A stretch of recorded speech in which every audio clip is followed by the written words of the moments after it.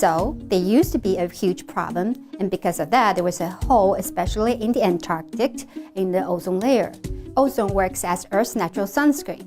It prevents harmful UV radiation to come down to the surface to cause skin cancer and damage vegetation. Man-made substances such as chlorofluorocarbons, because they were so safe, they were used in a variety of applications such as refrigerants or insulation foams.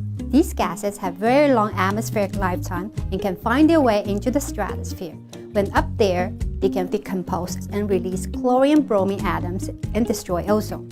Although there are ozone-depleting gases everywhere in the atmosphere, the ozone hole forms in the Antarctic because of the special weather conditions there. The very cold temperatures in Antarctic can form ice clouds called polar stratospheric clouds. Special chemical reactions can occur on these clouds and destroy ozone and form a hole in the Antarctic during spring.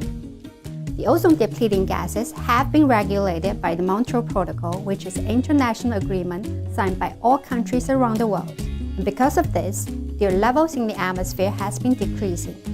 As a result, in recent years, the ozone layer has shown first signs of recovery, although there are still large year-to-year variabilities in its size and strength.